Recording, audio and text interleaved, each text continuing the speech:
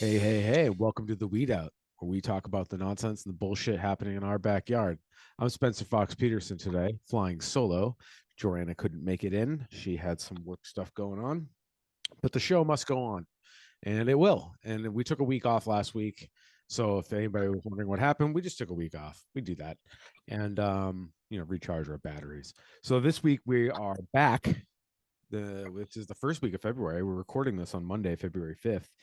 2024, the year of our Lord, and it's going to be a crazy year. So, new governments just got sat.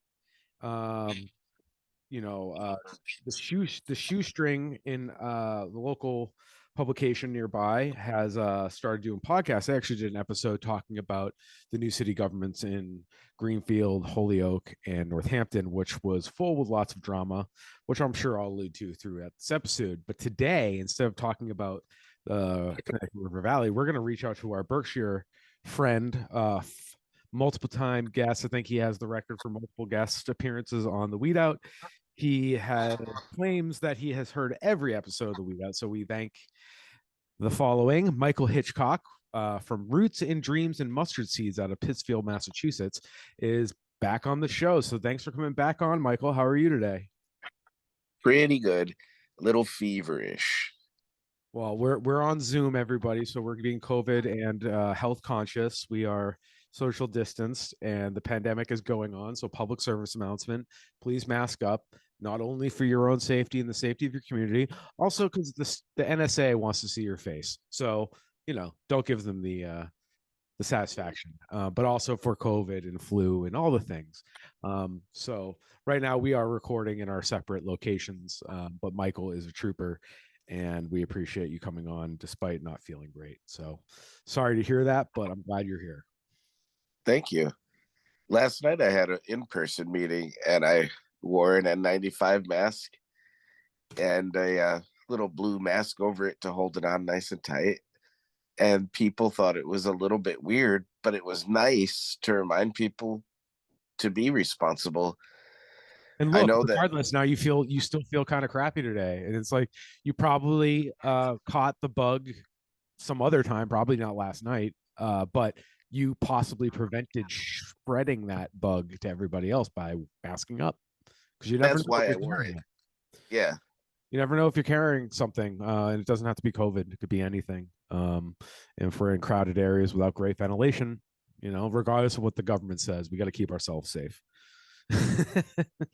um, so like I was saying, alluding to earlier in the episode, new governments have been sat locally. There was elections last fall. New governments were sworn in this January mostly. So, like I said, Greenfield, Northampton, and Holyoke. Can you tell us what's going on out in Pittsfield? They've had a lot of shakeups the last, year and a half. hmm the biggest shakeup is the new mayor, and we do not yet know. Excuse me, what to think about him Who is because there? it's Peter Marchetti. He was the longtime council president, pillar of the community, vice president of a bank, like man about town. He actually came to one of our events the other night. So he is like he wants to be liked by the people. He's soft on the people, but he ran on this anti-homeless policy that he was going to make it illegal to stand in one place for longer than 10 minutes. So we're not sure. And when Miguel Estrella was murdered, he was really vigorously defending everybody's time limits, not defending, enforcing everybody's time limits, making sure that you don't say bullshit or fuck or anything like that, and that you stick to 3 minutes. So he's a bit of a civility hawk liberal, and he did run on the promise of just cracking down on the homeless. So that gives me pause, even though he's a nice guy who wants to be liked. So we don't know what to think of him yet. It's a little too early. Seems like a common refrain in local city governments. Holyoke definitely has their characters that fit something similar. Obviously, not exactly analogous, but there that is like a thing. Of they'll be willing to hear you, but you got to do it right. And then there's people that just want to brush you off, and then there's people that really genuinely want to hear you. But the ones that tend to get to these positions of the executive position, where there's only one of them, tend to be truly the worst kind of down the middle. Both sides are important. Uh, Yeah. and come on, loitering laws for everybody. There's a long history of loitering laws in the United States, and they're bullshit. And super subjective, and they go back to Jim Crow segregation code type stuff. So yeah, weird to hear loitering laws being referenced in the year 2024. Yeah. And it's almost certain that there will be a lawsuit against the city of Pittsfield if he follows through with his campaign promise, because it's not really something. It's almost like a settled legal question that you can't mess with people that way. Yeah, well, I mean, who knows? The Supreme Court that currently sits at the top of the government has done some weird things. So, I mean, recently, 5-4, Biden won a case about who gets to enforce the border, which because of the supremacy clause, it really should have been 9-0, not 5-4. So there's four justices that think that Texas has the right to supersede the federal government, which is like explicitly stated. And I thought they were originalists. So who knows? But yeah, this loitering thing. I mean, like I said 2 minutes ago, this is one of the first civil rights things I learned about as a young boy in the 90s. Like people have been fighting loitering laws forever. It's crazy. What do you get where you can't keep us moving? That's weird. Yeah. And But it's not reasonable. It's not like the government can't really enforce that. Like think about how much money it would cost to enforce those laws. Like so it's yeah. just yeah, they're hurtful, awful laws that can't actually fully, truly be implemented. It's kind of akin to like drug use laws. Like, okay, but we know people are doing drugs inside their homes. So why don't you just say, please no public drug use? And the homeless people, well, let's give them fucking homes so they can do drugs behind closed doors. Because that's really what people are upset about, in my opinion. They don't want to see the same shit people do at their homes. They don't want to see it on their way to work. That's right. Public. There's a lot of wrinkles about this. Like, okay, it's illegal to stay in one place for 10 minutes. So are you going to have enforcement with a counting clock? And if I leave in 9 minutes and 45 seconds, we're good. And how far do I have to walk to constitute leaving? There's like so many stupid wrinkles of enforcement. It's just going to lead to a bunch of malicious compliance, civil disobedience, which I plan on doing if he followed through with it, isn't like attacking the law directly. Oh, absolutely. Lord knows if I would be maliciously compliant about it, I'm sure a lot of people would. Again, like some of these laws that the fascists historically try to like put in, it's like you can't even enforce this. Like, what are you even doing? Like, but that's the whole point, is to get us mired in these discussions that don't really matter. And now we're not talking about how to solve the issue at hand, which is people being unhoused. Yeah. In Pittsfield, just like I'm sure down here lower in the valley, has the same homeless crisis happening, houseless unhoused crisis, because it's not their fault they're unhoused, it's the system. Like that's why I try to stay away from saying homelessness. It's an old tick, but unhoused, like it's a choice to not let us all have housing. Yeah. Well, so we deal with a lot of people who actually they call themselves homeless, so we don't bother them about the term. But I understand not wanting to use the term. Oh, I don't police people in any language personally anymore. Like I it's it's a fucking waste of time. I can only control what I can do, um Yeah. and I've heard this similar thing about disabled people, and they don't like the word differently abled. And I've heard that from disability activists, and they're like, yeah, no, it's just telling the truth. I am disabled. Yes, So, exactly. so I kind of understand that. And if a unhoused person wanted to say I'm homeless, that's fine too. Like, I don't really give a shit. But if I can try to avoid it and try to use the correct tense of how the action happened, it's kind of like enslaved versus slave. When you're enslaved, that's not a choice. Whereas slave is kind of more neutral sounding. Um, Sounds like it could Yeah. have made a choice at some point. Where enslaved is an action done. And I think that's really important when we're talking about these things. But again, it's not worth it's not worth getting into the PC. Is this PC or not? It's like I personally try to stumble over those words myself, and it's hard. Yeah. I just always feel in certain circles I have to disclaim why I'm saying homeless or Latino instead of these other preferred terms. I have to, in certain circles, not with you, I feel like this ultimate compulsion to say I'm following the lead of the people I'm talking about That's who self-refer. Yeah, no, that's a great point. So if like there's been discussion over the years I've seen discussed all over the internet, like African American or Black American, like.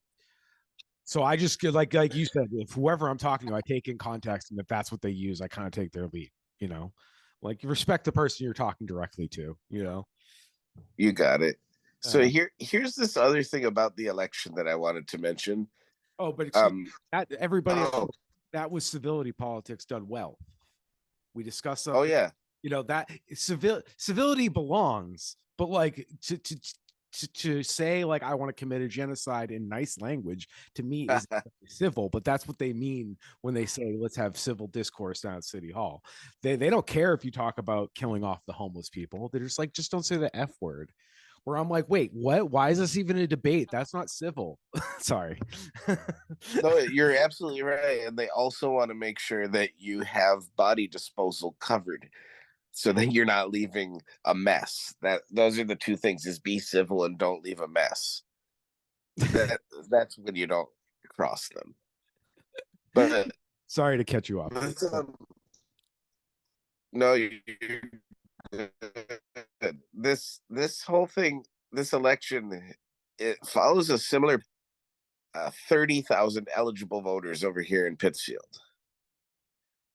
So, guess how many people ultimately voted for Marchetti out of this 30,000? 16,000. No, that would be even better. 5,800. Okay. So that's like 1 out of 6 voters. And for him, and for the liberals who support him, he got 60%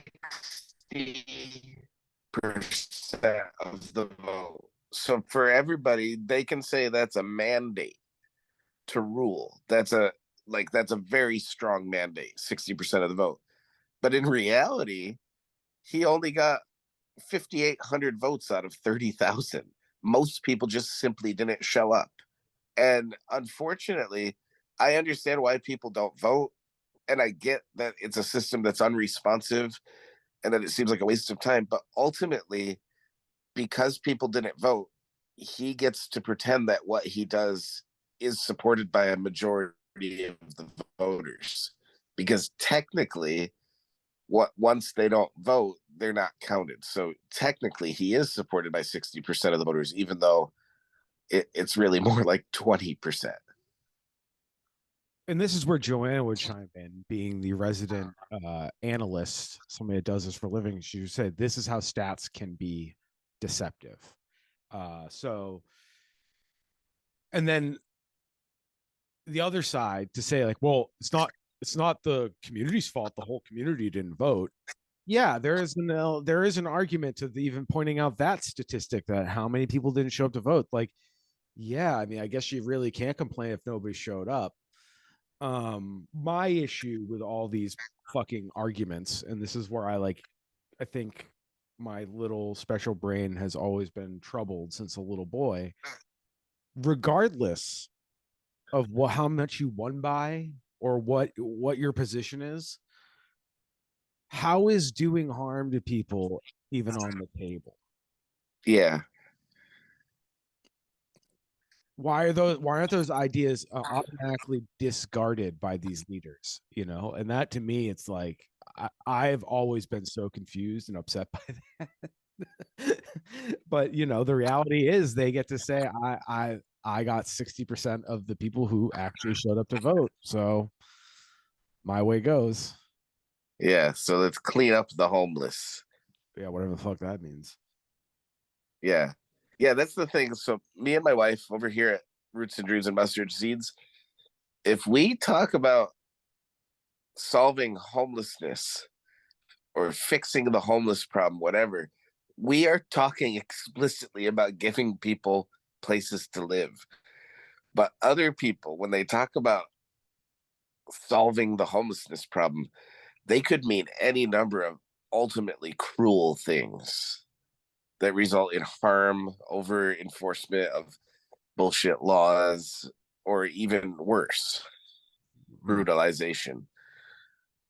So, amid all this, who took his position in Pittsfield as the president of the council? Well, that's what's crazy. Once he said it, everybody fell behind, and it became so this like this border dispute with Texas is like a contest of which way to be cruel to immigrants. Like Texas is saying, "Hey, we've got to do razor wire and slice them up," and Biden says, "No, cut that razor wire down. We need to get in there to destroy the water caches so that they die in the desert crossing." And that it's like a contest of how to be mean to migrants in the correct way.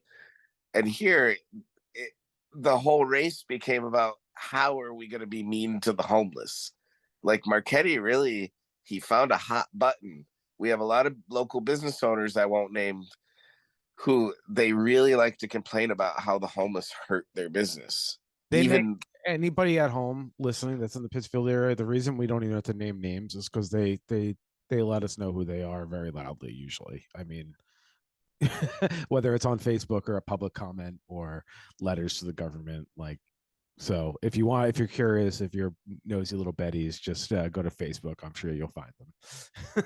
yeah, and then I get to maintain my air of public neutrality by not having named them. Well, we don't have to. Yeah. You don't name Voldemort.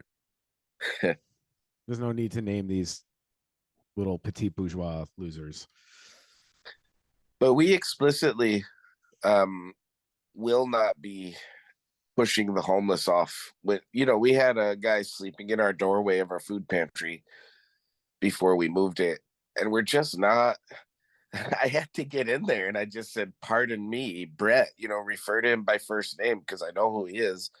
Sorry, Brett. I just got to get in here for a moment, and he's just laying on the ground, really in a horrible condition. But I don't have much more I could do for him. And he asked me for some food. I said, "Oh, sure, I could do that." Well, before I leave, and I just can't imagine looking at a man laying on the ground.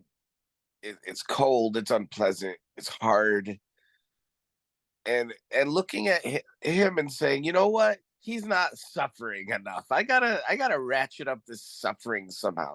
I can't imagine doing that. I understand feeling powerlessness in the face of such a large issue, and you don't know how to help someone, and the issue is too large for one person's help to fix it. I get all that, but the idea that people would want to add to the suffering, that is unthinkable to me. So I had an interaction in the last couple weeks that I think I should share with you in the audience. I was talking to some colleagues, we'll call them. Like, I won't tell you where I was or what I was doing, but very genuine conversation. Like, somebody was basically like, there was three of us, so there was a triangle of points of view, which was actually kind of nice. One guy was just like, yeah, man, like, it's so cold. I don't know how these dudes like do it. Like, he saw somebody driving him to where he was going that day, And the other guy was like, shit, yeah, man. And this other guy, the second guy, had spent time in prison, right? And I said, you know what they're trying to do right now? There's actual like legal cases going to the Supreme Court to like criminalize being houseless and going to jail. And the guy who had spent time in prison in his life, you know, I think he said 3 years. To give you some context, he said, "Oh, well, at least they have a place to live." Yeah. And I was just like, and the other guy that was like just talking about the humanity of the like, oh man, I can't even imagine. Like, I'm fucking annoyed how cold I am, and I have everything. And then this guy was just like so callous, and like because he's an American, we grew up just doing this shit. Like some people go to jail, I guess, like including I've been one of them. Like he didn't really seem very plussed about it, and I was just like, I was like, guys, no, that's really fucked up. Because what if you all of a sudden become homeless, then you go to jail? Like what? Like that's fucking crazy. Nobody's gonna put you in a house, they're gonna put you in a cage. And you know, the first guy who brought it up was very like shook, like seeing the reality of like, wow, that could happen. And I was like, yeah, it's fucking scary. And then the other guy, when I just reminded him, I was like, yo, prison sucks. Why would you like Yeah. think that? And he was like, yeah, you're right. Like he kind of snapped out of it, you know, and he's like, yeah, that is fucked up. Anybody could be homeless, you know. And I think in his mind, it's like, well, you know, I fucked around and I went to jail. Like I did something that was wrong, you know. So I think maybe that was his idea of it. And I was like, yeah, I mean, it's Right. wrong to be fucking homeless. It happens. Like the place you work at goes under for not having because somebody embezzled or something out of your control. Anything, you know, the you can't get the product to process into the thing you sell. Like you're out on your job and you got a mortgage payment you can't pay. It can happen to anybody. So Yeah. And it doesn't take that long. no, not at all. But so everybody at home, sorry to like throw all that heavy shit. Homelessness is crazy and it's getting worse. It's actually worse than it was in the Great Depression, just to give everybody context. It went up 12% last year. Yeah, and I want to throw in something here. The way homelessness is measured, um, what you're missing, we're dealing with. We have one family who's living 15 people in a two-bedroom apartment. We have three people living in a car that can sometimes sleep inside and have access to a shower. And there's a very difficult number to count that is much, much higher of people that are in a gray area of near homelessness, such as the two conditions that I mentioned. We a lot of people in overcrowded, overpriced apartments where it's just inhumane living conditions, and these people are not counted in the homeless statistics. So it's much much worse than even the numbers, which sound bad. It's much much worse than that. And even more insult to injury, how they calculate the raw number when they say there's 460,000 homeless people. A number of homeless people is very arbitrary. There's like one day that a city rep goes out and counts the amount he can see and reports it to whatever federal agency. Um, Sorry, I can't remember all the details of that, but basically, it's super inaccurate how they even get the raw number. Yeah.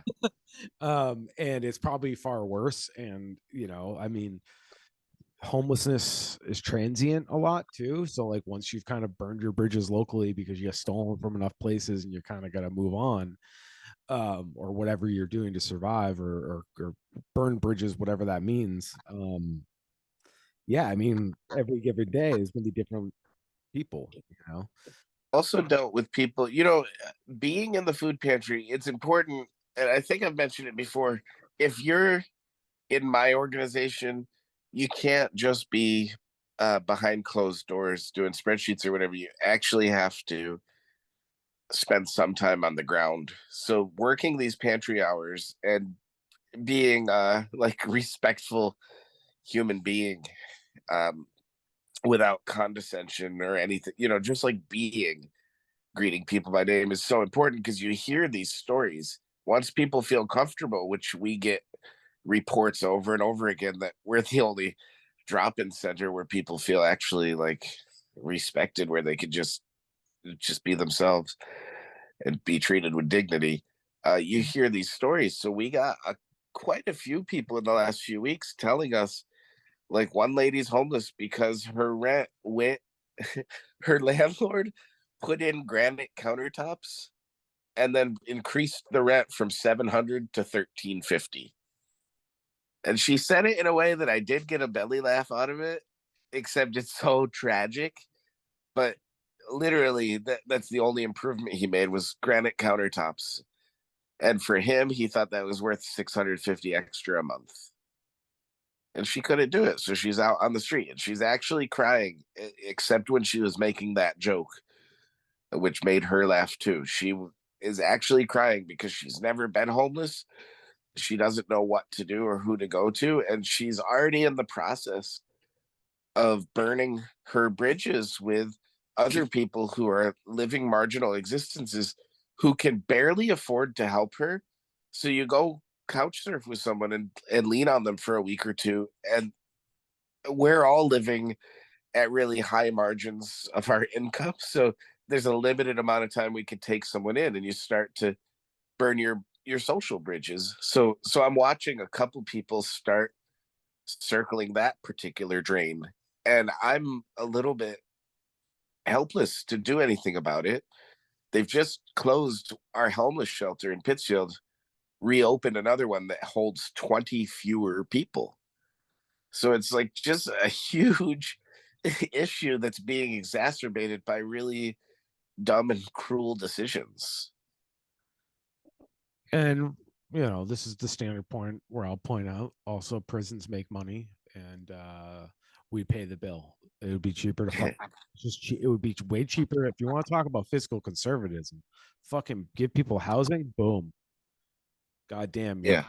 prison bill goes down. All the things that we pay a lot of money for go way down. And all property damage, all that stuff. So it's crazy, it's annoying, it should be, and you're right, it's just stupidity, and I say it's greed, and some people it's cruelty is the point, unfortunately. um so how can people help? I don't know, whether it's with Roots and Dreams and Mustard Seeds in Pittsfield, or just do you have any general mutual aid organizing tips you can share with our audience? I'm kind of gonna leave that to you to decide what Yeah. So one thing, if you want to take it on yourself to help homeless people, uh, I'm thinking of this one lady in particular.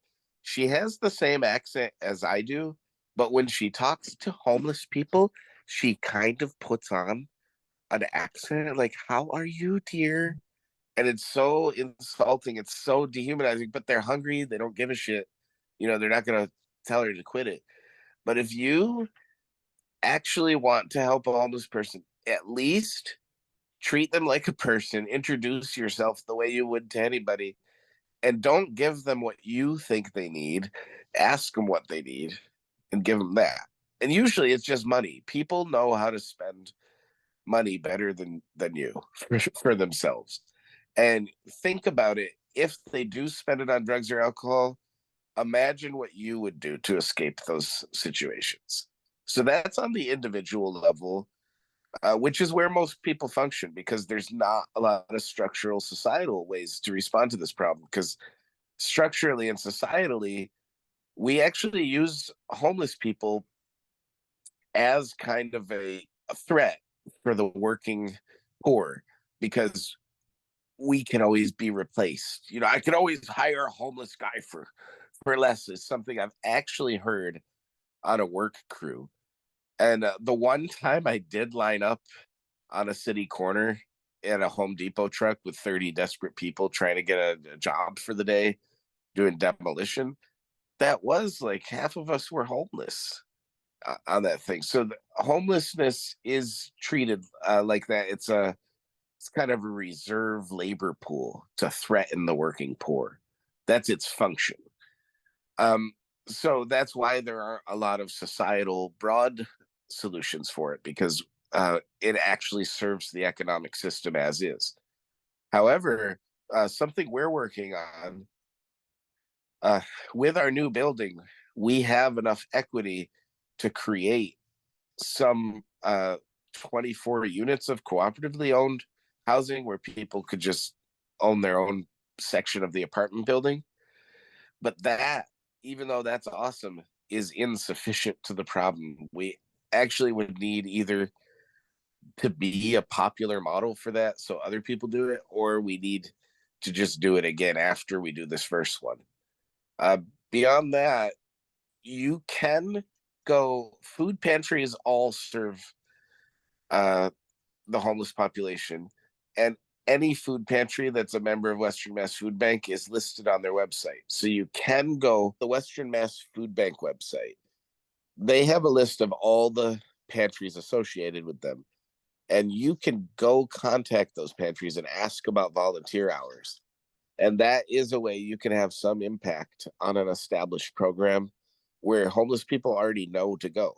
However, that's charity, and charity is forever. It does not threaten the structural uh, component of homelessness. It would just help keep homeless people fed, which is important. So I don't have much in the way of structural things to send people to. Hopefully, when we create our cooperative buildings and we get some people into transitional housing with no curfews, no drug testing, no job requirement, and just get them a dignified place to stay. Hopefully that becomes a trendy thing other people try. But until then, I guess we are stuck on that individual charitable level of helping people in a dignified way. And everybody listening at home, feel free to reach out to us at theweedout@gmail.com. If you have any questions regarding this, Joanna and I will definitely help you find resources, whatever you're specifically thinking about.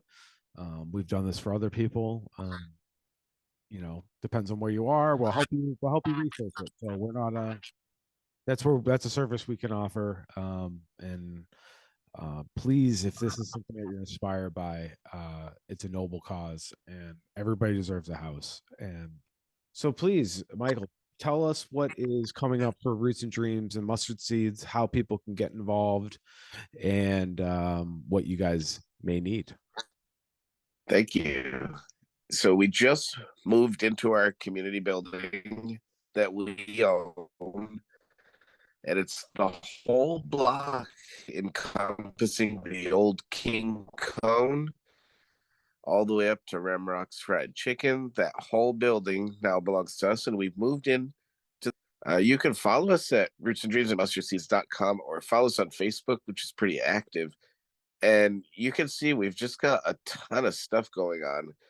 But basically, all of our highfalutin dreams of what we're trying to do, we're just being inundated by the blunt material needs of the people around us. So we're ended up doing like food, places to stay, homes, clothing. We're really being just hit with just the absolute need.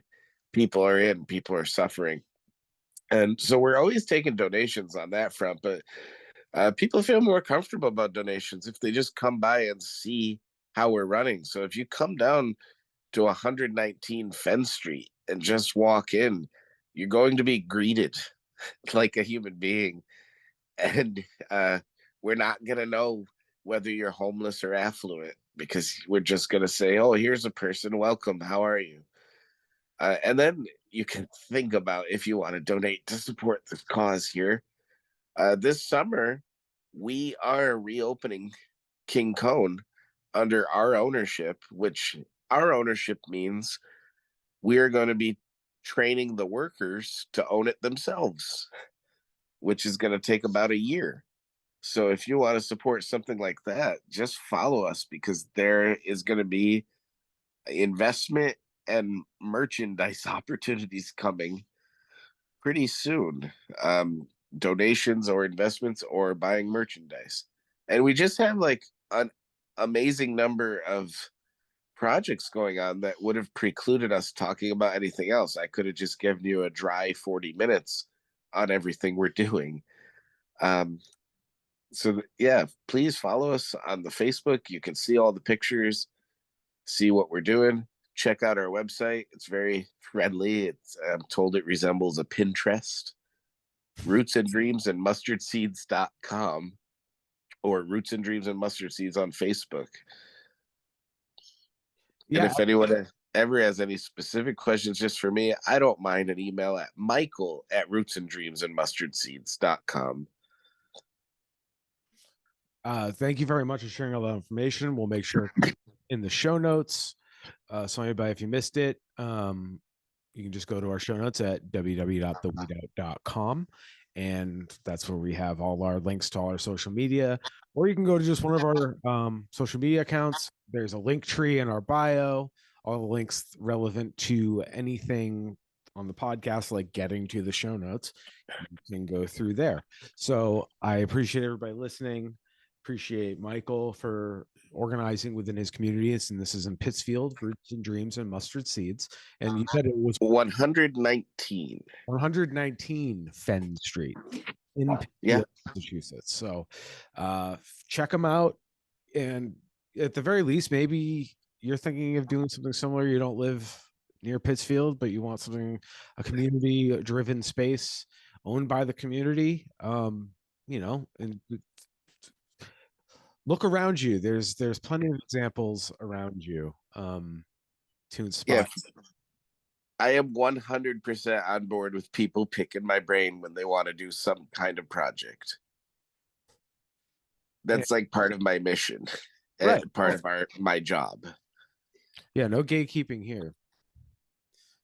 No paywalls. So everybody, I just want to behalf of the Weed Out coming back on, and thank you for being an active member of the community. It's not just about electing politicians. Like we briefly spoke about the new mayor in town, and we could get into all the drama of every local government every episode. Maybe in the future, the Weed Out, when we do more content, that would be something we do. And we'd love to have somebody like Michael on to talk more in depth about ongoings in Pittsfield politics. But as you can see, the story sounds familiar in Pittsfield as it does in Holyoke and Northampton and Greenfield. It's very similar, and it's eerie in my opinion.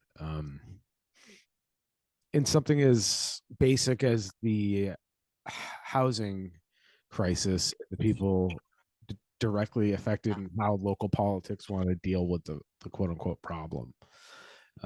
It's the same policy in Holyoke as it is in Pittsfield, unfortunately. And there's no safe place for these people to go. So no Joanna today, but I can't deprive the Weed Out of a Goulerian tomfoolery, and I can't deprive myself. And Michael, being a longtime listener and many time guest, I believe you've mentioned you're fond of the Goulerian tomfoolery subject, so I think it's appropriate to have you stay on. Normally, we don't torture our guests. Yeah, I'm ready. I specifically instructed Spencer here not to tell me beforehand what it's about, so I would get a fresh, hot take on this horrible whatever is coming. And we are keeping it local, baby. But we're going state level. This affects everybody in the state. Anybody listening in the Massachusetts area, we know these people as stadies. They are the bane of our existence. They cost a lot of money, and they do stupid shit. Most famously in the last decade, they have been found to systemically be fraudulently obtaining overtime and abusing that system. And now to last week, we have a story. I'm getting the ABC News article. Mass state troopers arrested for taking bribes to pass commercial drivers on test. U.S. Attorney Office says 2 current and 2 former state police troopers are among 6 people charged in a scheme to allegedly take bribes in exchange for passing scores on commercial driving tests. So, Perfect. My thing is, it's funny how they say 2 current and 2 former. Are they former because they quit like yesterday? It doesn't really matter it doesn't matter. My thing is like if there's 6 people implicated, that means there's at least 60 more. I take whatever is actually being taken and I multiply it by 10. So yeah, this is them cleaning up house a little bit because typical police shenanigans, but got a little too overzealous. And somebody was going to squeal. So they charge these upstanding public servants, and it's just as bad as it was. It was they were being bribed to push people through, and if I know anything about capitalism and corporations, this wasn't just people desperate to get their CDL. They were probably a scheme from recruiters or something. I'm pulling this out my ass, but something like this doesn't happen so widespread just because everybody's like word of mouth. They probably was a shortage of truckers. May 2019 to January 2023. Who died a lot during the pandemic? The people going state to state, truckers. So, like, truckers and cops had some of the highest rates of death from COVID. Michael.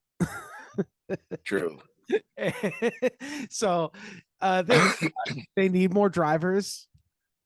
Boom, they're pushing people through, giving them licenses when they're not earning them, or passing a test. So, but there was allegedly bribes like snow blowers, a new driveway. I would like to know how much they were being bribed because I don't know. I drive a lot. I drive up to 2,000 miles a week here in Massachusetts, and I have some terrifying times sometimes with the 18 wheelers. I know it's a hard job with horrible margins where you have to sometimes take your speed or speed substitute just to make the deadlines. But I'm terrified when they start weaving, and when I feel like confident that I'm about to die sometimes when I'm near one of these guys, and I just wonder how much were they charging for this, and how many people did they pass fraudulently? Society built on cars, which are really dangerous. They're just really fucking dangerous, and Yeah, we take for granted how dangerous it is. So, I just think it's a reflection of where society is in a way, but it's just so stark because it is life and death. And that I've said it before in the show, like this is where I think road rage comes in a lot. I think because it is an actual life or death experience, like I kind of understand people with road rage, at least like chemically, it makes sense. It's like if someone's recklessness almost gets you killed or gets you to think you almost died or could have died, of course you're gonna be fucking red, right? yeah, Because that's true. Is it unreasonable? Yeah, because shit happens. We're all accepting that when we get in a car, but the reality is you could have died. So, not like this is how this is how I've rationalized being something that you never drove for a living in the last 10 years, do it a lot. I have a new relationship with driving, not to speak over your experience. And 18 wheelers, I don't know. I think there's just a lot of inexperienced drivers out there. And yeah, the forging licenses probably don't help. yeah. The turnover rate's already high enough without this. But what I really want to know, I'm just picturing the guy that you just showed a picture of. I'm trying to see the first time he did it, where maybe he sells it like he's doing the guy a favor. He's like, look, you almost passed. You almost passed, bud. And I just like, how do you sell a bribe? That's illegal. You can get your career fucked by offering a bribe. And I would love to know the delicacy of this ham-fisted, thumb-headed man that I'm looking at the picture of. Like, how did he first offer that first bribe as if he's doing a guy a favor, and then the the amazing industriousness of creating a whole scam out of it so that it's like a mechanized thing you could repeat. They've institutionalized the scam, so they know how to do it. They can train their other cops to get in on it. That's the kind of reporting that I want to see on this. Not just that it happened and that one or two guys is in trouble, but I want to see the whole Martin Scorsese Goodfellas treatment of this. Like, how did they get it going? I'm so interested.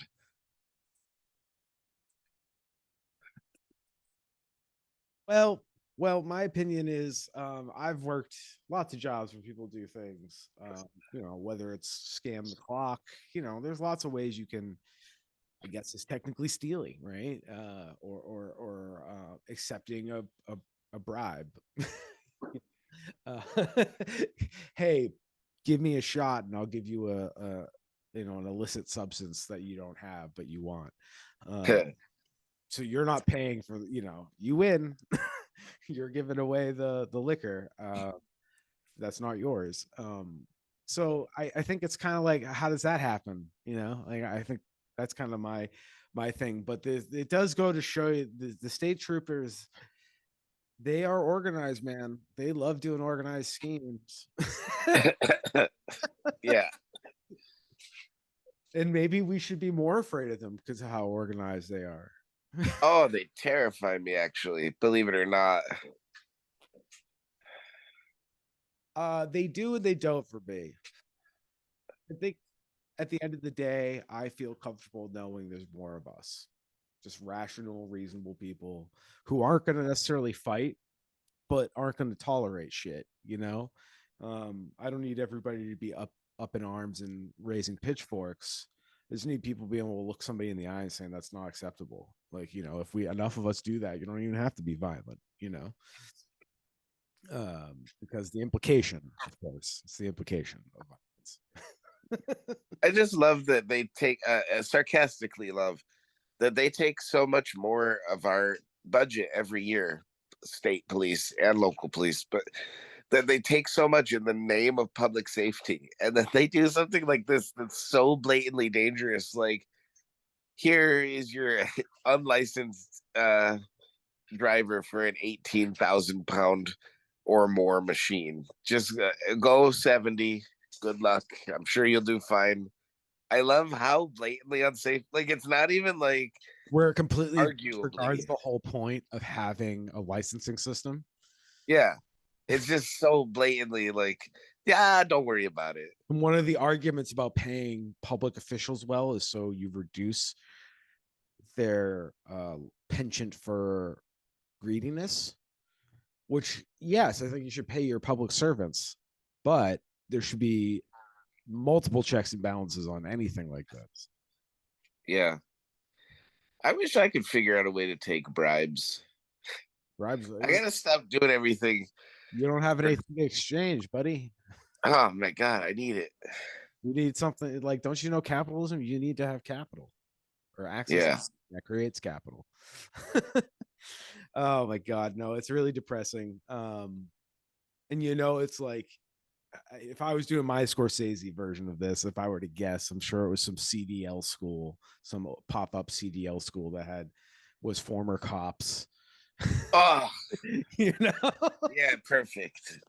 kind of like how all the gun classes, like the gun safety courses, are always ex-cops or guys Yeah. in law enforcement. And it's like, what is this money laundering scheme you guys have going on over here?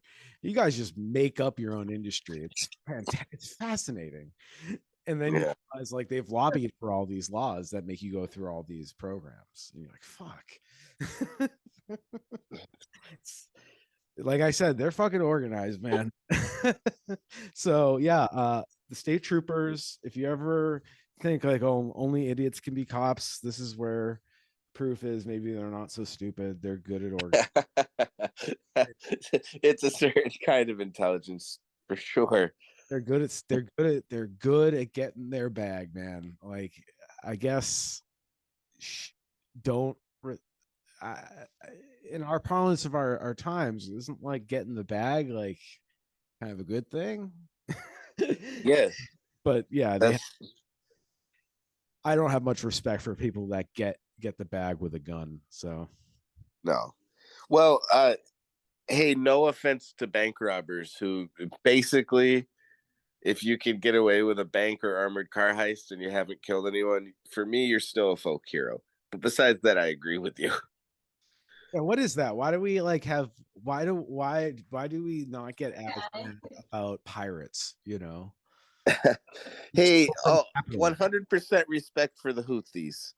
Uh, I was just gonna say, like, you know, Han Solo is a hero, man. Like he was stealing from fucking Imperial people.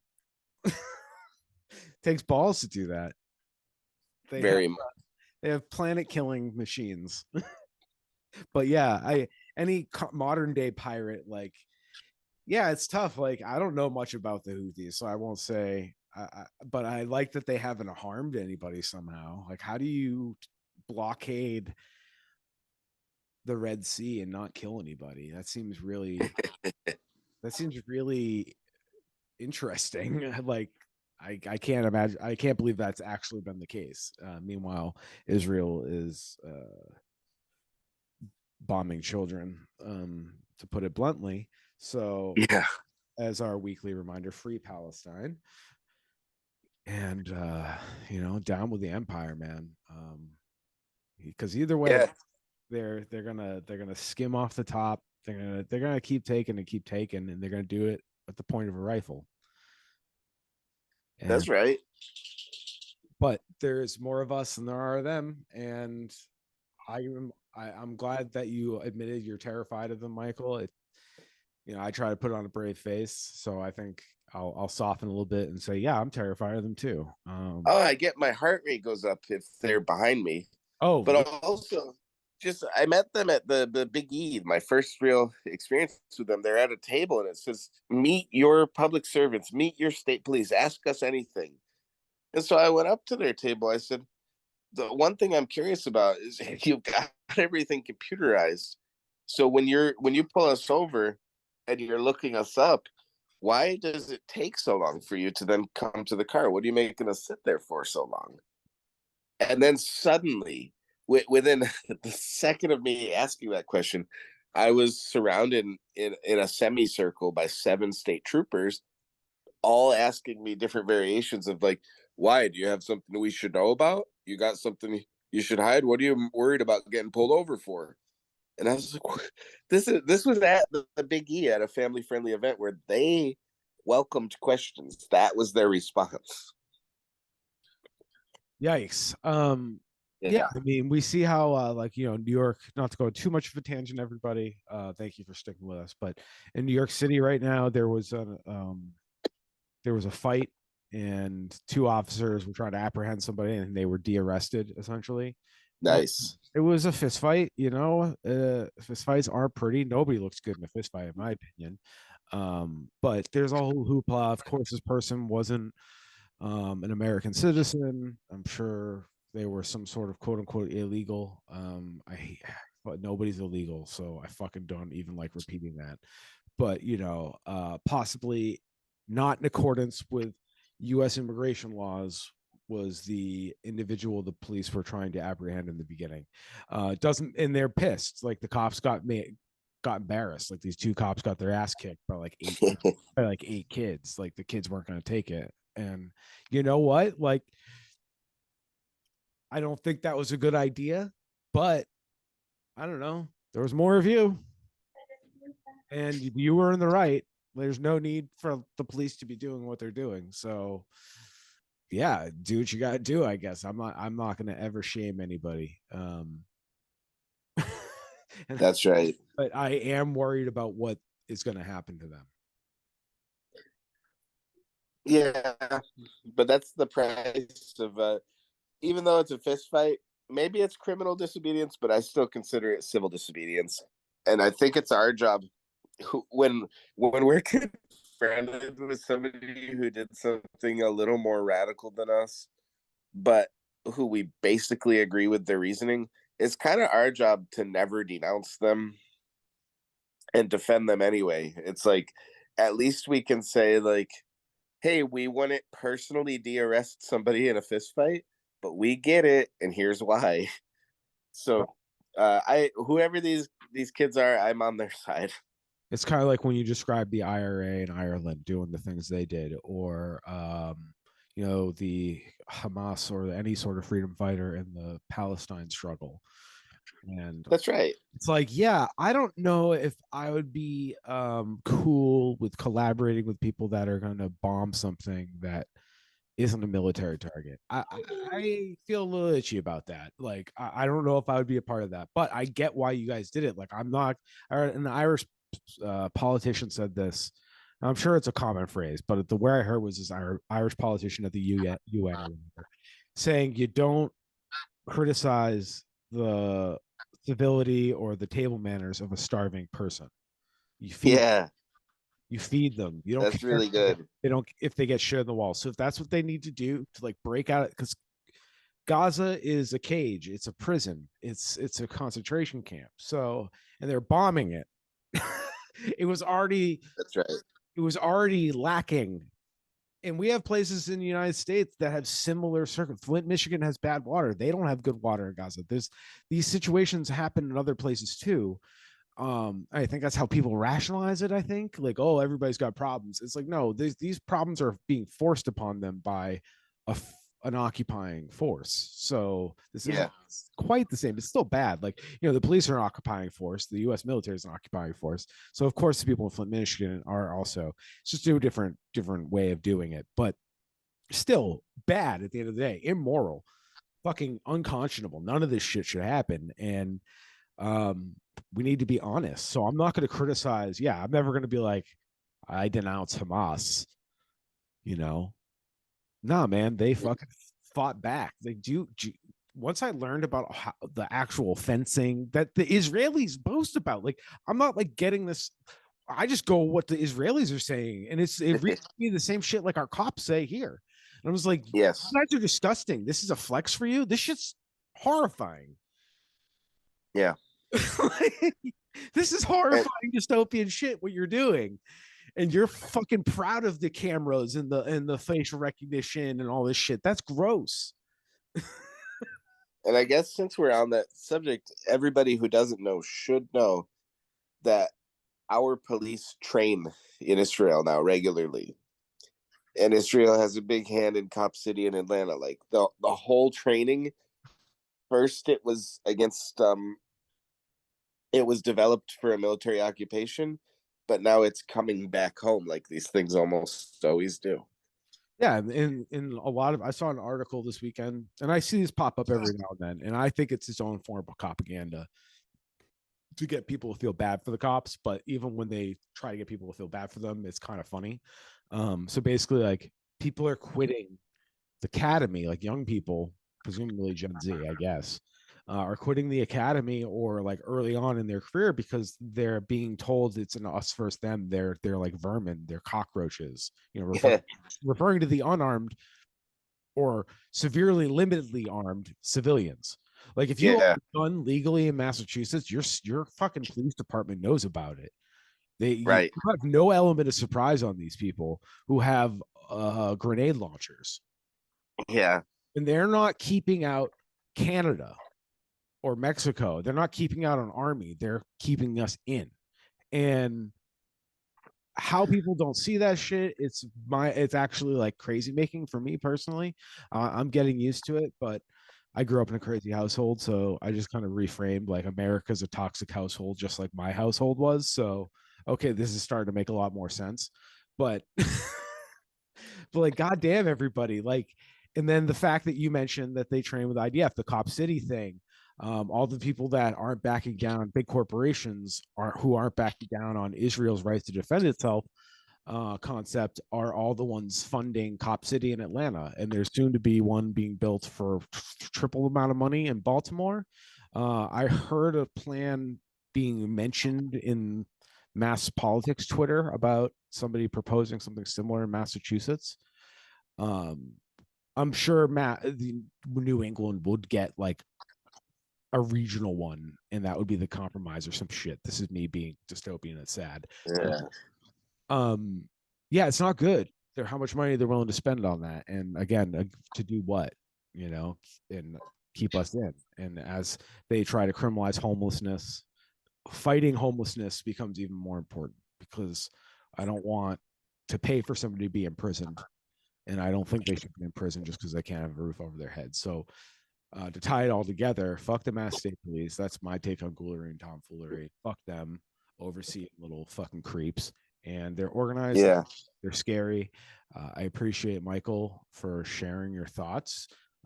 Before we wrap it up, do you have anything you want to share? Do you want to have any final thought on ghoulery and tomfoolery, and anything else you want to just make sure the audience knows that you're what you're thinking? Oh, thank you. Yeah, just please be sure to check out our Facebook or our website. And just when you see the cops, ask yourself, who are they fighting and why? And look at the economics behind it. Is we, we want to we can't directly oppose the cops perhaps, but there's no reason we can't whittle them down by taking over functions from them that shouldn't be done by just an armed meathead. It should be done by a member of the community. So, like, homeless outreach, mental illness outreach, and traffic control are three obvious things that any town could try to take back from the police. And you can see that Amherst and oh, because I have a fever, I forgot where MIT is. What's that rich Boston suburb? Somerville, Cambridge. Thank you. Oh my God.